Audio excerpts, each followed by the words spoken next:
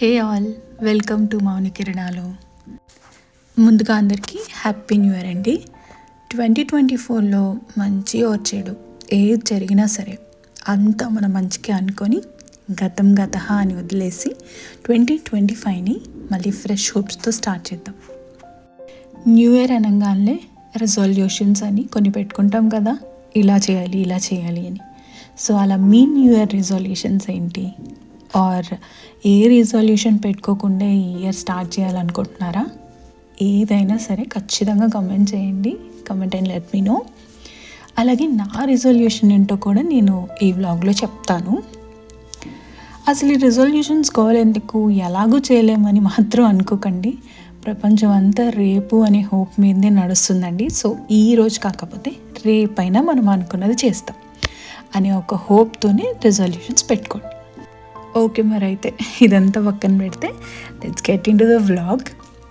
ఈరోజు మోస్ట్లీ నేను evening time నేను చేసిన కుకింగ్ అండ్ వాటి రెసిపీస్, అలాగే కొన్ని నా ఈవినింగ్ యాక్టివిటీస్ క్యాప్చర్ చేశాను ఈ వ్లాగ్లో. అండ్ ఇది 29th December vlog. So first అయితే నేను యాపిల్ జామ్తో స్టార్ట్ చేశాను ఆ రోజు.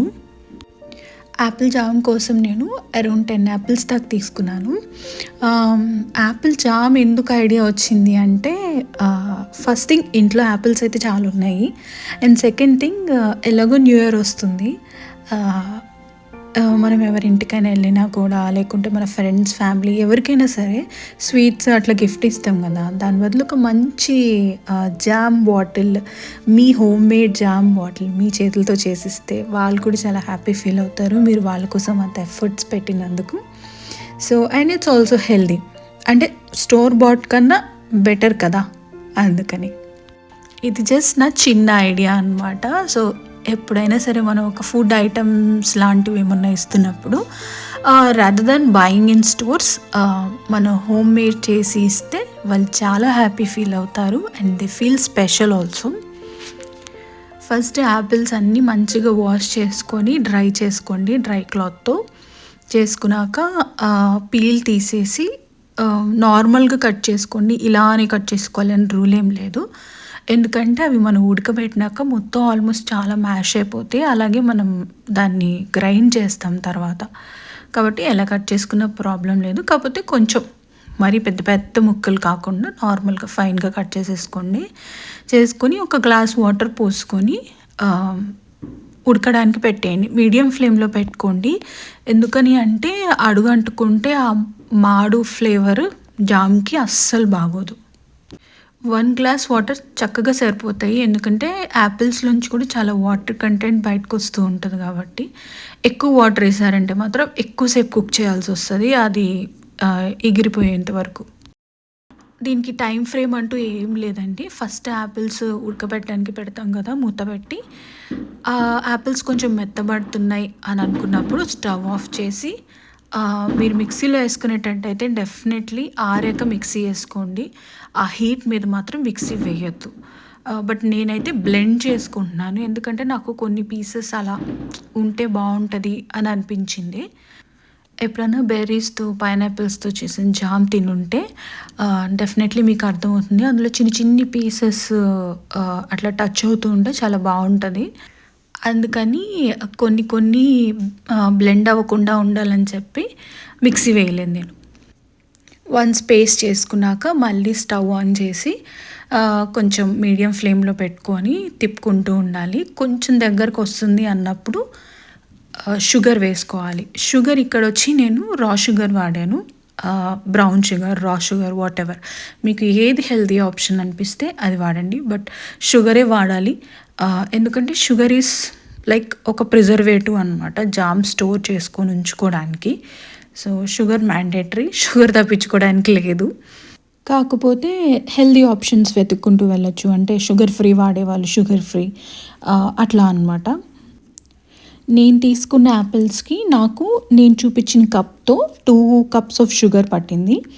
సో ఆ షుగర్ వేసేసి దాన్ని కూడా మెల్ట్ చేసుకొని బాగా దగ్గరకు వచ్చేదాకా ఉంచుకొని, ఇంకా ఆల్మోస్ట్ ఇంకో 5 minutesలో మనం కట్టేస్తాం అన్నప్పుడు 2 spoons ఆఫ్ లెమన్ జ్యూస్ వేసుకొని దాన్ని కూడా మిక్స్ చేసుకొని ఒక 5 minutes స్టవ్ మీద ఉంచి ఇంకా కట్టేసి పక్కన పెట్టుకోండి. కంప్లీట్‌గా ఆరిపోవాలన్నమాట స్టోర్ చేసుకునే ముందర. చాలా సింపుల్‌గా ఉంది కదా! సో, ఇలాగా మీరు ఏ ఫ్రూట్స్‌తో అయినా చేసుకోవచ్చు. ఆహ్, చాలా హెల్తీ ఆప్షన్ అనమాట. పిల్లలకి జామ్ అంటే చాలా ఇష్టం కదా! సో, దాన్ని మీరు బయట తెచ్చింది అవాయిడ్ చేయడానికి ఇదొక హెల్తీ రీప్లేస్‌మెంట్.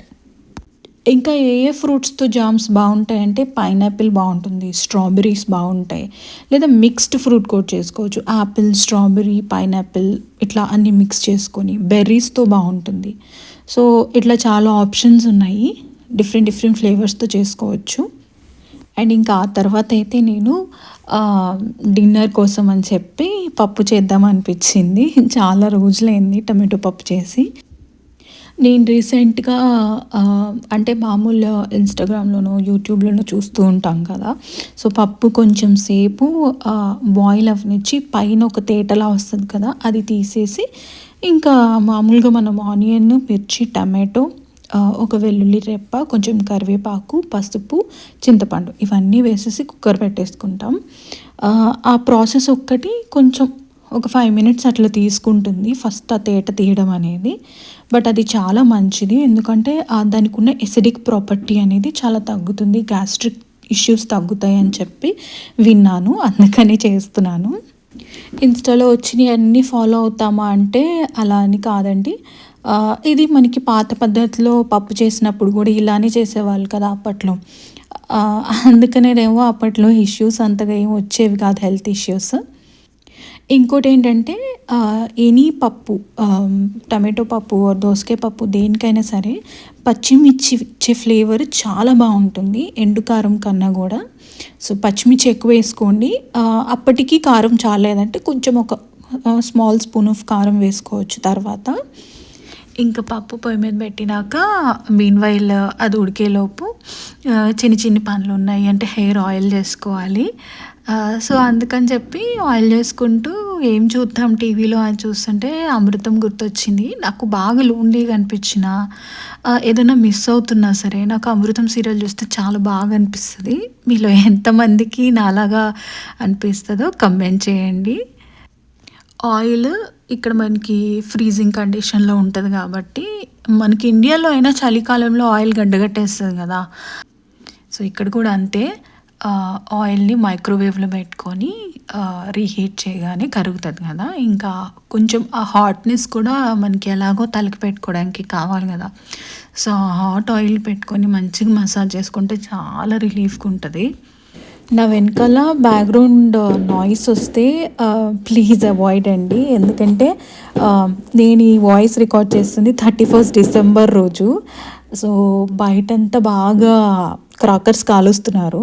బాగా సౌండ్ వస్తుంది. ఇంక నేను ఆయిల్ చేసుకునే టైంకి పప్పు గూడా అయిపోయింది. సో, పప్పుతో పాటు డెఫినెట్‌లీ నాకొక ఫ్రై ఐటెమ్ ఉంటే చాలా నచ్చుతదనమాట. లేకుంటే అంటే ఐ డోంట్ ఫీల్ లైక్ పప్పు ఒక కర్రీ లాగా నేను ఫీల్ అవ్వను. దాంతో పాటు ఇంకొక కర్రీ ఉండాలి. సో, అందుకని గోరుచిక్కుడుతో ఫ్రై చేద్దాం అనుకున్నాను. ఆ ప్రాసెస్ చెప్పే ముందు నేను ఇయర్ రిజాల్యూషన్ గురించి మాట్లాడుతన్నాను కదా! సో, నేనైతే బోలెడన్ని రిజల్యూషన్స్ ఏం పెట్టుకోలేదండి. వన్ అండ్ ఓన్లీ రిజల్యూషన్ నేను అనుకున్నది ఏంటంటే, ఒక హెల్తీ లైఫ్ స్టైల్‌ని బిల్డ్ చేసుకోవాలి అనేది. పోస్ట్ డెలివరీ నుంచి నాకు ఈ లైఫ్ స్టైల్ అనేది సరిగా లేదనమాట. ఫుడ్ విషయం కానీ, వెయిట్ లాస్ కానీ ఏదైనా సరే. ఈసారైనా సరే మంచిగా లైఫ్ స్టైల్‌ని, హెల్తీ లైఫ్ స్టైల్‌ని మెయింటైన్ చేయాలి. వెయిట్ లాస్ అనేది ఎక్కువ కాన్సంట్రేట్ చేయాలి అనేది నా గోల్ అనమాట. ఇంకా ఆటోమేటికల్లీ హెల్త్‌తో పాటే అన్నీ వస్తాయండి. ఐ బిలీవ్ దట్ హెల్త్‌తో పాటే వెల్త్ కూడా ఉంటుంది. హెల్త్‌తో పాటే స్టడీస్, హెల్త్‌తో పాటే జాబ్ ఎవ్రీథింగ్ హెల్త్‌తోనే లింక్ అయి ఉంటుంది. హెల్త్‌తో పాటే పిల్లల్ని పెంచడం అనేది ప్రతి ఒక్క దానికి ఎనర్జీ హెల్తే. సో, నేనైతే దాని మీద కాన్సంట్రేట్ చేద్దాం అనుకుంటున్నా ఈ ఇయర్ మొత్తం. చూద్దాం ఎంతవరకు అచీవ్ చేయగలుగుతానో. సో ఇంకా గోరుచిక్కుళ్ళు అయితే ఫస్ట్ వాటర్తో బాగా వాష్ చేసుకొని కట్ చేసుకొని స్టీమింగ్కి పెట్టేసాను అనమాట. నాకు ఈ జల్లెడ గిన్నె చాలా లైఫ్ సేవర్ అండి. వెజిటబుల్స్ వాష్ చేయడానికి, స్టీమ్ చేయడానికి అన్నిటికీ బాగా యూజ్ అవుతుంది స్టీల్ అవ్వడంతో. సో దాన్ని స్టీమింగ్ పెట్టేసి పప్పు తాలింపు వేసుకుంటున్నాను. యాజ్ యూజువల్ మీ అందరూ తాలింపు వేసినట్టే నేను వేస్తాను, కాకపోతే వెల్లుల్లి కొంచెం ఎక్కువ వేసుకుంటాను, మెంతులు వేస్తాను. మెంతులు డైరెక్ట్గా నోటికి తగలడం ఇష్టం లేదు అని అనుకుంటే మెంతి పిండి కూడా వేసుకోవచ్చు, టేస్ట్ చాలా బాగుంటుంది. అండ్ మెంతులు వేసినా కూడా మీకు అది మంచిగా ఫ్రై అవుతుంది కదా, సో అంతగా నోటికి కూడా తగలదు అదనమాట. సో జీలకర్ర, ఆవాలు, వెల్లుల్లి, ఎండుమిర్చి, కరివేపాకు, అలాగే ఇంగువ సో వేసి తాలింపు వేసుకుంటాను. ఆవాలు నా దగ్గర లేవు ఆ టైంకి, అందుకని ఆవాలు వేయలేదు. బట్ ఆవాలు వేసుకుంటే టేస్ట్ చాలా ఎన్హాన్స్ అవుతుంది, సో ఆవాలు మిస్ అవ్వద్దు. ఇలాంటి చిన్న చిన్ని చేంజెస్ కానీ టిప్స్ కానీ ఎవరి దగ్గరైనా నేర్చుకోండి, లేదా మీ ఓన్గా మీరు టేస్ట్ చేసి తెలుసుకున్నదైనా కానీ మీ డిష్ని వేరే డిషెస్తో కంపేర్ చేసినప్పుడు కొంచెం హైలైట్ అయ్యేలా చేస్తాయి అన్నమాట. సో ఆ ట్విస్ట్ అనేది ఖచ్చితంగా మన వంటలో మనం యాడ్ చేసుకోవాలి. ఎప్పుడు సేమ్ ఓల్డ్ ప్రాసెస్సే కాకుండా కొన్ని చేంజెస్ అనేవి చేసుకుంటూ వస్తే మనకి రెగ్యులర్ ఫుడ్ని డిఫరెంట్గా తిన్నట్టు అనిపిస్తుంది. ఇప్పుడైతే నేను ఇంకా తాలింపు వేసుకొని కొంచెం కన్సిస్టెన్సీ కూడా అడ్జస్ట్ చేసుకొని పప్పుని మీడియం ఫ్లేమ్లో కొంతసేపు తాలింపుతో పాటు ఉడకనిస్తాను. ఉడకనిస్తేనే దాని ఫ్లేవర్ చాలా బాగుంటుంది. అండ్ టమాటో పప్పుకి మీకు నచ్చితే తాలింపులో పచ్చి ఉల్లిపాయలు, పచ్చిమిర్చి మళ్ళీ వేసుకోవచ్చు, బాగుంటుంది. ఆ రోజు ఎందుకనో నేను వేయలేదన్నమాట. సో ఒక్కొక్కసారి ఒక్కోలా చేస్తూ ఉంటాం కదా. చెప్పా కదా పచ్చిమిర్చి పప్పులో చాలా బాగుంటుందని. అండ్ ఈ పచ్చిమిర్చి మీరు రైస్లో కలుపుకొని తింటే సూపర్ టేస్ట్ ఉంటుంది. సో ఇంకా పప్పు తీసి చక్కగా వేరే గిన్నెలో డిష్ అవుట్ చేసేసుకున్నాను. కుక్కర్ గిన్నెలో నేను ఉంచడం నాకు ఇష్టం లేదు. సో డిష్ అవుట్ చేసుకునే ముందు కూడా మీరు ఏ గిన్నెలో అయితే డిష్ అవుట్ చేసుకుంటారో దాన్ని కొంచెం హీట్ చేసుకొని అందులో వేసుకుంటే బాగుంటుంది. గోరుచిక్కుడు ఫ్రై వచ్చి ఒక్కొక్కరు ఒక్కో రకంగా చేస్తుంటారు. ఒకళ్ళు సింపుల్ ఫ్రై చేసేసి ఉప్పు కారం వేసేసి వెల్లుల్లి వేసి దించేస్తారు. ఒకళ్ళు వెల్లుల్లి కారం వేస్తారు, ఒక్కొక్కరు కొబ్బరి కారం వేస్తారు. సో నేను ఈరోజైతే పచ్చి కొబ్బరితో కారం చేసి వేస్తున్నాను అనమాట. అంటే నేనేం మిక్సీ పట్టట్లేదండి, జస్ట్ వెల్లుల్లి కొబ్బరిని తురుముకొని అందులోని కారం కొంచెం జీలకర్ర ఒక బౌల్లో యాడ్ చేసేసి లాస్ట్లో కలిపేస్తాను అనమాట. ఫస్ట్ అయితే ఆయిల్ వేసుకొని హీట్ అవ్వగానే జీలకర్ర, ఆవాలు, ఎండుమిర్చి పోపు పెట్టుకుంటాం కదా, సేమ్ అంతే. నేను అన్నిటికీ ఎండుమిర్చి యాడ్ చేయను, ఎందుకో మరి నాకు అన్నిటికీ నచ్చదు, కొన్నిటికే యాడ్ చేస్తాను. సేమ్ పచ్చిపప్పు కూడా అంతే, పచ్చిశనగపప్పు అన్నిట్లో యాడ్ చేయను. ఈ డిష్కి పచ్చిశనగపప్పు ఉంటే చాలా బాగుంటుంది అనుకున్న వాటికే యాడ్ చేస్తానన్నమాట. ఎందుకంటే అన్ని ఫ్రైస్లో అదే నోటికి తగిలితే ఇంకా ఫ్రై టేస్ట్ తెలియదు కదా, వెజిటేబుల్ టేస్ట్ తెలియాలి కదా. పోపు వేయగానే ఆనియన్స్, మిర్చి వేసుకుంటే వేసుకోండి, ఆనియన్స్ మిర్చి వేయకపోయినా కూడా ఫ్రైకి బాగానే ఉంటుంది. సో ఈరోజైతే నేను ఆనియన్స్ వేయలేదు, డైరెక్ట్ ఉడకబెట్టిన గోరుచిక్కులు వేసేసాను. వేసి కొంచెం పసుపు, ఉప్పు కావాల్సినంత వేసేసుకున్నాను ఫస్టే. వేసుకొని మంచిగా ఫ్రై చేసుకుంటాను. ఇప్పుడు వన్స్ ఫ్రై అయింది అని అనుకున్నప్పుడు ఇందాక చెప్పిన కారం ఉంది కదా, అది యాడ్ చేసేసుకొని అది కూడా ఒక 5 minutes బాగా ఫ్రై చేసుకుంటే కర్రీ అయిపోతుంది. సో సింపుల్గా గోరుచిక్కుడు ఫ్రై, అలాగే టమాటో పప్పు అండ్ రైస్ కూడా రెడీ అయిపోతుంది. ఇందాక జామ్ ప్రిపేర్ చేసుకున్నాం కదా, సో అది బాగా కోల్డ్ అయిపోయింది కాబట్టి ఇప్పుడు ఇంకా జామ్ని బాటిల్స్లోకి తీసేసుకొని ఫ్రిడ్జ్లో పెట్టేసుకోవడమే. మన జామ్కి ప్రిజర్వేటివ్ వచ్చేటప్పటికి షుగర్ అండ్ లెమన్ జ్యూస్ అనమాట. నేనైతే ఏ జామ్ చేసుకున్నా సరే, ఏ ఫుడ్ ఐటమ్ అయినా సరే లాంగ్ టైం నిలువ ఉండేది చేసుకున్నప్పుడు స్మాల్ బ్యాచెస్లో చేసుకోవడమే కరెక్ట్. ఎందుకంటే దేనికైనా ఎక్స్పైరీ ఉంటుంది. సో స్మాల్ బ్యాచెస్లో చేసుకోండి, అయిపోగానే మళ్ళీ ఇంకొక ఫ్రూట్తో చేసుకోవడమే. ఇప్పుడు ఇంకా సెల్ఫ్ టైం అనమాట. కుకింగ్ ఇదంతా పక్కన పెట్టేసి, యాక్చువల్లీ కుకింగ్ కూడా నాకు సెల్ఫ్ టైంలోనే అనిపిస్తుంది అనుకోండి. బట్ కాకపోతే ఏంటంటే ఎండ్ ఆఫ్ ద డే ఇంకా ఏ పని లేదు అన్నప్పుడు మనల్ని మనం ప్యాంపర్ చేసుకోవాలి కదా, మనకంటూ సెల్ఫ్ కేర్ ఉండాలి కదా. సో మంచిగా ఫ్రెష్ అప్ అయ్యి ఫేస్కి ఒక మంచి క్రీమ్, నైట్ క్రీమ్ రాసుకొని హ్యాపీగా కోచ్లో కూర్చొని ఒక మూవీ పెట్టుకొని చూస్తూ ఉంటానన్నమాట మా హస్బెండ్ వచ్చేదాకా. ఇంక తను వచ్చాక మంచిగా ఇద్దరం కలిసి డిన్నర్ చేస్తాం. కొన్నిసార్లు ఇలా సింపుల్గా ఈవినింగ్ అయిపోతుంది. నేను ఇది కూడా ఎంజాయ్ చేస్తాను. ప్రతిరోజు పండగలా ఉండాలంటే ఉండదు కదండి లైఫ్. సో ప్రతి ఒక్కటి ఎంజాయ్ చేస్తూ వెళ్ళిపోవడమే. ఇక నేను ఒక క్రీమ్ చూపించా కదా, ప్లమ్, చాలా బాగా పనిచేస్తుంది. ఇది నైట్ క్రీమ్ అనమాట. మంచిగా నైట్ అప్లై చేసేసుకొని పడుకుంటే మంచి గ్లో వస్తుంది. అంటే ఇమ్మీడియట్లీ గ్లో వస్తుందని నేను చెప్పను, యూస్ చేసే కొద్దీ మనకి ఆ డిఫరెన్స్ తెలుస్తుంది. వ్లాగింగ్ చేసే ముందు డెన్మార్క్లో స్టడీ గురించి కానీ లైఫ్ స్టైల్ గురించి కానీ ఏమైనా తెలుసుకోవాలనుకుంటే let me know in comments. So ఈ వ్లాగ్ ఇక్కడితో ఎండ్ చేస్తున్నాను. తప్పకుండా జామ్ రెసిపీ ట్రై చేయండి, చాలా యమ్మీగా వస్తుంది. రెసిపీ ఎలా వచ్చింది మీరు చేసినప్పుడు అనేది నాకు కమెంట్ చేయడం మర్చిపోవద్దు. డెఫినెట్లీ బాగా వస్తుంది మీకు కూడా. ప్రీవియస్ వ్లాగ్స్లో అలాగే ఈ వ్లాగ్లో మీకు ఏం నచ్చింది, ఏం నచ్చలేదు, అలాగే ఎలాంటి వ్లాగ్స్ చేస్తే మీకు నచ్చుతుంది అనేది డెఫినెట్లీ నాకు కమెంట్ చేయండి. నేను మీ కమెంట్ కోసం వెయిట్ చేస్తూ ఉంటాను. ఒకవేళ ఏమైనా మిస్టేక్స్ ఉన్నా సరే కమెంట్ చేయండి, నో ప్రాబ్లం, నేను కరెక్ట్ చేసుకుంటాను.